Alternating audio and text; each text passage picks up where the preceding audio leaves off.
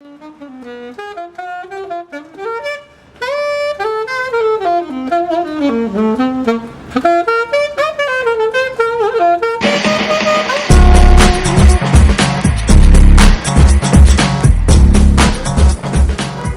philosophy on service is all about hospitality. Provide experience to our guests, and whenever a guest comes into my bar, I want them to feel like they're coming to my home. No matter what's going on in the world and their lives, be it as small as, my girlfriend's mad at me, or as big as, geopolitics, it doesn't matter. When you sit at the bar, I can help alleviate all your, displeasure, alleviate your pressure, your stress, and help make someone happy. I find that a pretty noble calling. I like the fact that I meet different people, and it's kind of like a universal language.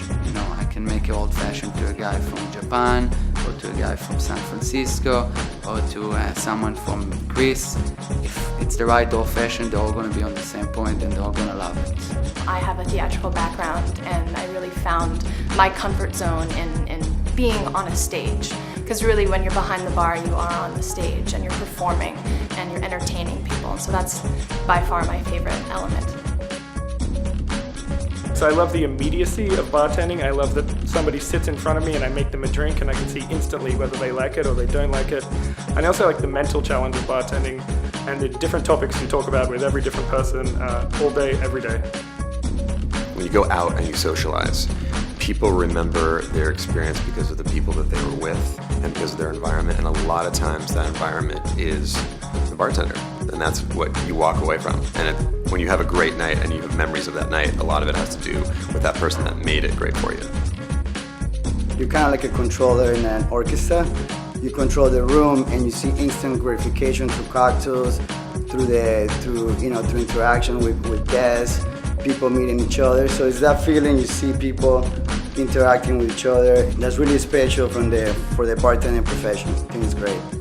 My philosophy on service is all about giving the guest the best moment, the best experience that they possibly could have when they come up to your bar. It's all about, once you get into that next level of being the best bartender you can be, you're really working on reading people and giving them the best experience you possibly could have. So this is a very special evening for all of us, and what we want to do tonight is we want to let the legend himself come up and tell you a little bit about it. I know you guys want to hear him talk, so ladies and gentlemen, without further ado, please make a huge ruckus for Mr. Ted Lange.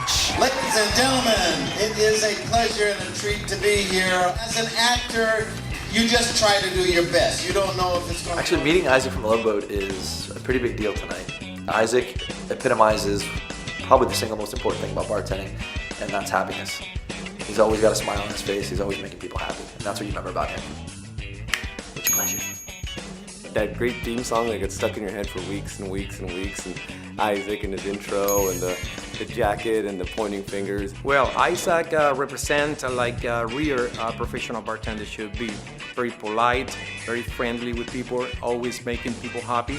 So we have learned from him how to be better professional bartender.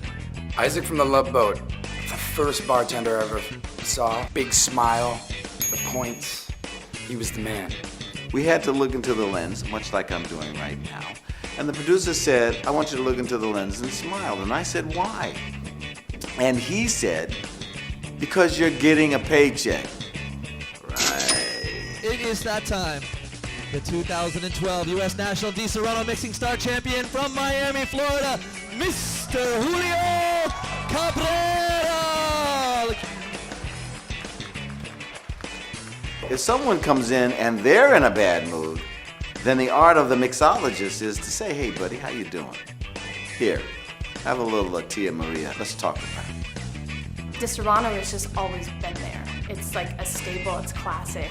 It's candy. I mean, you add a little bit to a drink, it's so versatile and it changes it. DISARONNO was always one of those 5 or 6 bottles, and you just always grab it and you make a great drink with it. Just that bottle shape. When you grab that bottle, you get a little bit of working flair by like spinning the top, you know, and you let that kind of spin and then pull it off and pour. It's nice. they're gonna come back to your attitude, not necessarily always to your cocktail. So I like to be entertaining and funny, and that's my personality. I wanna show my personality and kind of like be cool with the guests.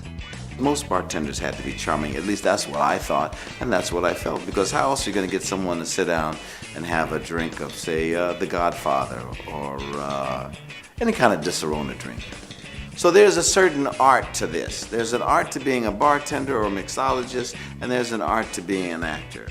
And that is that we put our best foot forward and try to do what is good for the customer. My customer as an actor is you, the audience. The customer for the bartender is the guy sitting on the stool waiting for his drink. Those are the parallels. So if someone comes in and they're in a bad mood, then the art of the mixologist is to say, hey buddy, how you doing? Here, have a little Tia Maria and let's talk about it. The art of the actor is to take you out of yourself as an audience, forget about all the stuff you left outside the theater, and get lost in the story that we're trying to tell.